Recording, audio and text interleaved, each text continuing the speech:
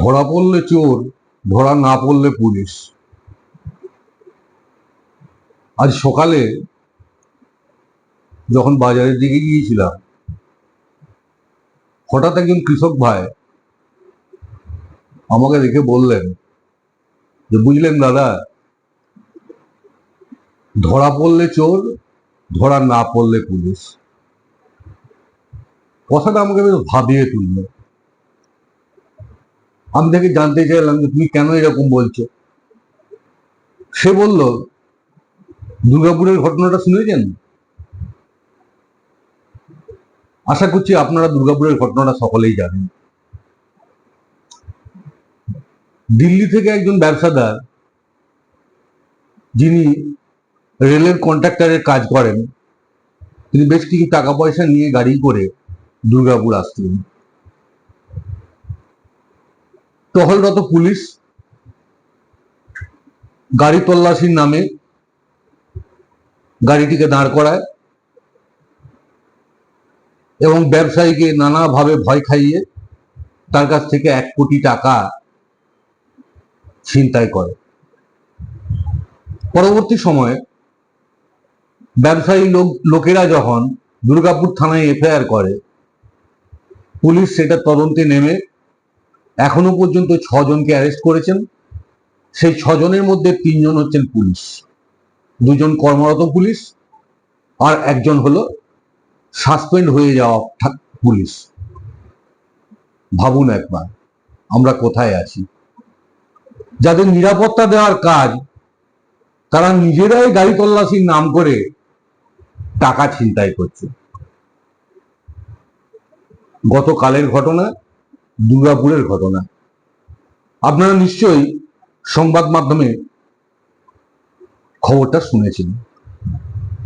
তো যাক, ওই কৃষক ভাইয়ের যে কথাটা, ধরা পড়লে চোর, ধরা না পড়লে পুলিশ, কথাটা কিন্তু আমাকে বেশ ভাবিয়ে তুলেছে। প্রতিটা ক্ষেত্রে আপনারা দেখুন কথাটা কত যুক্তিযুক্ত। আমরা তিলোত্তমার হত্যাকাণ্ডকে কেন্দ্র করে চারদিকে আন্দোলন করছি, রাত জাগো কর্মসূচি নিচ্ছি, সেখানেও দেখতে পাচ্ছি কোথাও কোথাও শ্লীলতাহানির ঘটনা। কে ঘটাচ্ছে? না আমাদের মধ্যে থাকাই কিছু পুলিশ, যারা চোরের ভূমিকা নিচ্ছে। এই হচ্ছে আমাদের সমাজ। হসপিটালগুলোই দেখুন, আজকে একটার পর একটা কেচ্ছা ধরা পড়ছে। কারা এই কেচ্ছাগুলো করেছে? না যারা সন্দীপ ঘোষের মতো বুক ফুলিয়ে বলেছে যে আমি আসার পরে এই হসপিটালে অনেক অনিয়ম হতো, সমস্ত ঠিকঠাক করেছি, এই হসপিটালের অনেক ডেভেলপমেন্ট হয়েছে। পরবর্তীকালে দেখা যাচ্ছে সেই গলা উঁচিয়ে কথা বলা লোকগুলো, তারাই যত অপকর্ম করেছে এবং হসপিটালের ডেভেলপমেন্টের বাধা সৃষ্টি করেছে টাকা পয়সা নয় ছয়। এটাই হলো আমাদের সমাজের অবস্থা।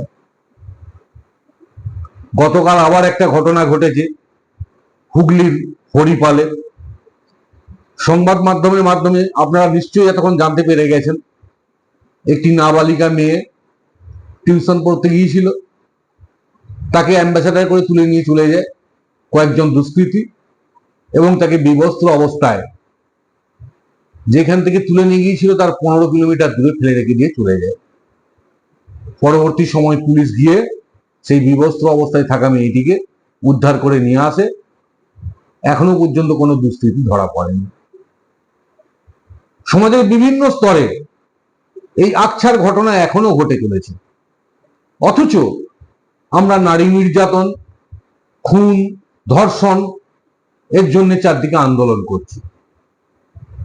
বিশেষ করে দেখা যাচ্ছে জুনিয়র ডাক্তার, সিনিয়র ডাক্তার, তারা তীব্র আন্দোলন গড়ে তুলেছেন, কিন্তু তাদের মধ্যে অনেকে হসপিটালের ডিউটিটা করছেন না, যার ফলস্বরূপ হচ্ছে কি অসহায় মানুষগুলো বিভিন্ন রোগে জর্জরিত হয়ে যখন হসপিটালে যেয়ে পৌঁছাচ্ছে, হসপিটালে তাদের ট্রিটমেন্ট হচ্ছে না, বিনা চিকিৎসায় মারা যাচ্ছে। তাহলে আমরা কোন সমাজে বাস করছি?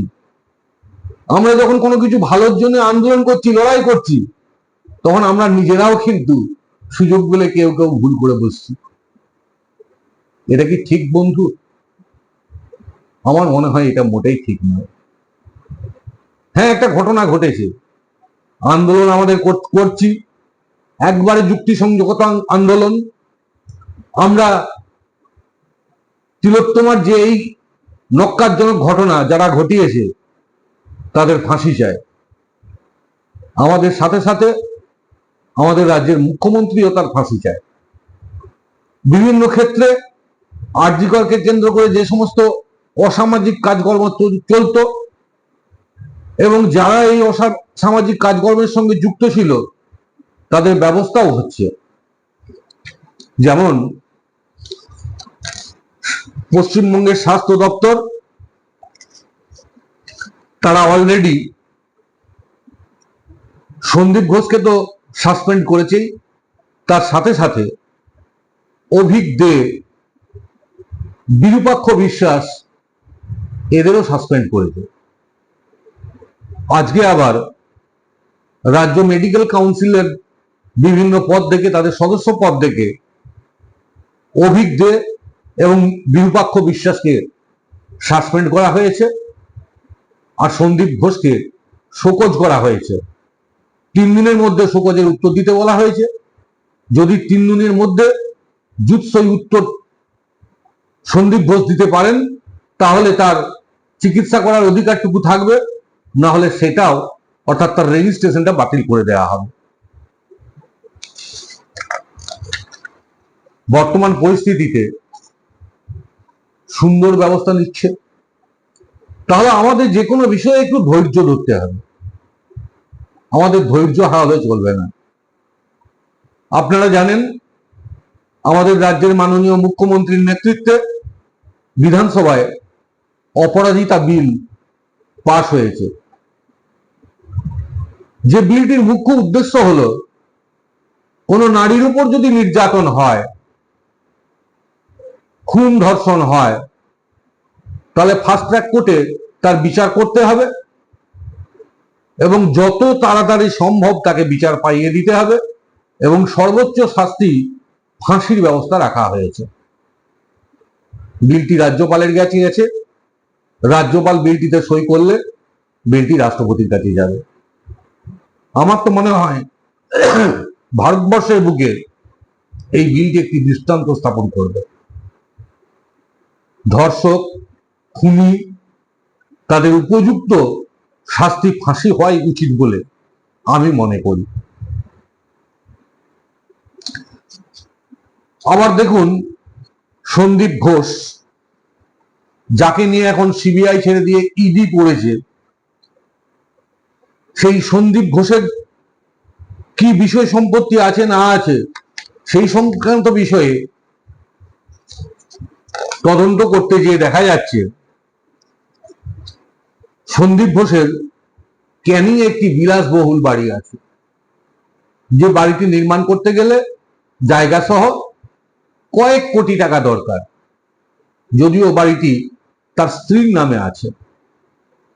এবং সেখানকার যে স্থানীয় মানুষ, তাদের কাছ থেকে শোনা যাচ্ছে উনি নাকি মাঝে মধ্যেই বিভিন্ন চিকিৎসকদের নিয়ে, বিভিন্ন সমাজের বড় বড় লোকদের নিয়ে ওখানে ফুর্তি করতে যেতেন, সারা রাত ধরে ফুর্তি করতেন, তারপর দিন আবার ওখান থেকে চলে আসতেন। শুধু তাই নয়, ক্যানিং বাদেও বেলেঘাটাতে একটি বিলাসবহুল বাড়ির সন্ধান পাওয়া গেছে, যেটির মালিক হলো সন্দীপ ঘোষ। তাতে আবার একটি গ্যারেজ আছে এবং সেই গ্যারেজে একটি দামি গাড়ি আছে, যে গাড়িটি রেজিস্ট্রেশন সন্দীপ ঘোষের নামে। তাছাড়া তার নিজের বাড়ি তো আছে। তাহলে ভাবুন, চাকরি করে একটা মানুষ কি করে এত বিষয় সম্পত্তি করতে পারে? এটা সত্যিই একটা চিন্তার বিষয়। এটা শুধু সন্দীপ ঘোষ নয়, আমরা শহর তো বটেই, শহরতই তো বটেই, গ্রামাঞ্চলেও বেশ কিছু দেখতে পায় ছোটখাটো একটা চাকরি করে, ছোটখাটো রাজনীতি করে অনেকে এরকম বিশাল বিশাল অট্টালিকা তৈরি করছেন, জানি না তাদের আউট অফ সোর্সিং কি। আমি তো যেটুকু বুঝি, প্রায় 35 বছর চাকরি করে আমি একটা ছোট দোতলা বাড়ি করে আমি এখনো তার ঋণ শোধ করছি। কেন? আমরা যা বেতন পাই, আমরা যা রোজগার করি, সেই টাকায় সংসার নির্বাহ করার পরে এমন কিছু থাকে না যা দিয়ে ওরকম বিশাল বিশাল অট্টালিকা বানানো যায়। আমার দেখা বেশ কয়েকজন পুলিশ কর্মচারী বন্ধু আছে, বন্ধু বলবো না, আমার ছেলের বয়সে অনেক ছোট, যারা 2-5 বছর চাকরি করছে। 2-5 বছর চাকরি করে তাদের দেখতে পাচ্ছি তারা 1000-1200 স্কোয়ার ফিটের দোতলা 3তলা বাড়ি করছেন। একসঙ্গে বাড়ি হচ্ছে, পাথর বসছে, রং হচ্ছে, যাবতীয় কাজকর্ম হচ্ছে, এবং বাড়িগুলো আমার যা ধারণা প্রায় কোটি ছুঁই ছুঁই অ্যামাউন্ট সেখানে খরচ হচ্ছে। এখন আমার প্রশ্নটা হলো, এই 4-5 বছর পুলিশের কনস্টেবলের চাকরি করে বা ছোটখাটো কোনো কিছু একটা চাকরি করে বা কোনো কিছুই নেই, শুধু রাজনীতি করে কি করে এই বাড়িগুলো বানানো সম্ভব? তাই আমি সরকারের কাছে অনুরোধ করব, কিছু কিছু দপ্তরে প্রতি বছর একটা আয় ব্যয়ের হিসাব হিসেবে অ্যাসেট স্টেটমেন্ট আমাদের সরকারি কর্মচারীদের জমা দিতে হয়। কিন্তু অধিকাংশ দপ্তরেই এবং আধা সরকারি যে সমস্ত চাকরি বাকরি আছে, শিক্ষকতা, বোর্ড কর্মচারী, পঞ্চায়েত কর্মচারী, পঞ্চায়েত সমিতি কর্মচারী, এদের কিন্তু অ্যাসেট স্টেটমেন্ট জমা দিতে হয় না। তখন এই অ্যাসেট স্টেটমেন্টের নামেই জমা দিয়ে আমি তো আজ পর্যন্ত খুঁজে পেলাম না এর এগেনস্টে কোনো কোয়ারি হয়েছে না কোনো কিছু ব্যবস্থা হয়েছে। তাই এই অ্যাসেট স্টেটমেন্টের হার্ড কপি জমা দেওয়ার পরিবর্তে যদি সরকার অনলাইনে প্রতিটি কর্মচারীকে প্রতি বছর অ্যাসেট স্টেটমেন্ট দিতে বাধ্য করে, এবং সেখানে আমরা যে বিষয় সম্পত্তির হিসাব দেবো সেটা দেখার পরে যদি ভিজিলেন্স দপ্তর অন্তত স্যাম্পল হিসেবে 10-12টা 50টা করে ভিজিট করে এবং তার সঙ্গে মিলিয়ে দেখে সঙ্গতিপূর্ণ কিনা, আমার মনে হয় সমাজে করাপশন অনেকটাই কমে যাবে। তাই সরকারের কাছে আমার একজন নাগরিক হিসেবে একান্ত অনুরোধ, শুধু সরকারি কর্মচারী নয়, সরকারি কর্মচারী, শিক্ষক, অশিক্ষক কর্মচারী, বোর্ড কর্মচারী, পঞ্চায়েত কর্মচারী, পঞ্চায়েত সমিতি কর্মচারী, যারা যেখানে আছে, যারা আমরা গভর্নমেন্টের কাছ থেকে ন্যূনতম রেমুনারেশন নিই, আমাদের প্রত্যেককে অনলাইনে একটা সাইট করে অ্যাসেট স্টেটমেন্ট দিতে বাধ্য করা হোক, এবং আপনার ভিজিলেন্স দপ্তর যেন আমাদের সেই অ্যাসেট স্টেটমেন্ট দেওয়ার পরে সেটার সঙ্গে স্যাম্পল হিসেবে অন্তত কিছু না জানিয়ে একটু আয় ব্যয়ের সঙ্গতিটা মিলিয়ে নেন। তাহলেই দেখুন মন্ত্রের মতন কাজ করবে। আমার ব্যক্তিগত ধারণা, তাতে করে সমাজের এই যে করাপশন গুলো, তার থেকে অনেকটাই আমাদের সমাজ বা আমাদের দেশ বা আমাদের রাজ্য রেহাই পাবে। তার সাথে সাথে আমি আরো কয়েকটা বিষয়ের ওপর একটু আলোকপাত করব। আমরা একটা জিনিস বিরাটভাবে দেখতে পাচ্ছি যে সামাজিক ব্যাধি হিসেবে ধর্ষণ, রাহাজানি, শ্লীলতাহানি এগুলো যেন উত্তরোত্তর বৃদ্ধি পাচ্ছে। আমরা একটা ধর্ষণ এবং মৃত্যুকে কেন্দ্র করে পশ্চিমবঙ্গ তথা ভারতবর্ষের বিভিন্ন জায়গায় বিক্ষিপ্তভাবে কিছু আন্দোলন করলেও সেই আন্দোলন কিন্তু আমার মনে হচ্ছে সমাজ থেকে এই ব্যাধিকে দূর করার জন্য যে আন্দোলন হওয়া উচিত সেই জায়গাটা হচ্ছে না। একটা পলিটিক্যাল রূপ প্রতি ক্ষেত্রে যেন দেখতে পাওয়া যাচ্ছে। আমরা যদি পক্ষপাত দুষ্ট হই, কোনো কিছু একটা ইস্যুকে কেন্দ্র করে আমরা যদি আমাদের বিপক্ষ পলিটিক্যাল লিডারদের হেয় করার চেষ্টা করি, এই কাজটা কি ঠিক হচ্ছে বন্ধু? এটা মোটেই ঠিক হচ্ছে না। আমাদের সমাজের প্রত্যেকটা মানুষের উচিত রাজনীতিটাকে বাড়িতে রেখে এসে লড়াই আন্দোলন করা, এবং লড়াই আন্দোলনটা শুধুমাত্র সামাজিক যে ব্যাধিগুলো আজকে আমাদের বিরাটভাবে দেখা দিয়েছে সেই ব্যাধি যাতে দূর করতে পারি সেটার জন্যই হওয়া উচিত। আর কিছু কিছু ক্ষেত্রে সরকারের পদক্ষেপ যদি আমাদের পছন্দ না হয়ে থাকে তাহলে সরকারকে সেই পদক্ষেপগুলো নিতে যাতে আমরা বাধ্য করি, কিন্তু তার মানে এই নয় যে কোনো একটা সরকারের পতন চাওয়া, কোনো একটা সরকারের বদনাম করা, বেশ কিছু বদনামের সঙ্গে সেই সরকারটাকে জড়িয়ে দেওয়া, এই জিনিসগুলো থেকে আমার মনে হয় বিরত থাকতে পারলেই ভালো। কেন না, আমরা একটা ভালো কাজ করতে এসে আমরাও কিন্তু অবচেতন মনে খারাপ কাজই লিপ্ত হচ্ছি।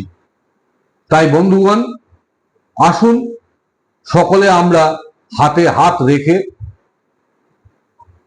এই লড়াই আন্দোলনে সামিল হই, যাতে করে আমাদের ছেলেমেয়েরা, সমাজের বিভিন্ন স্তরের মানুষ কোনো খারাপ কাজ না করে,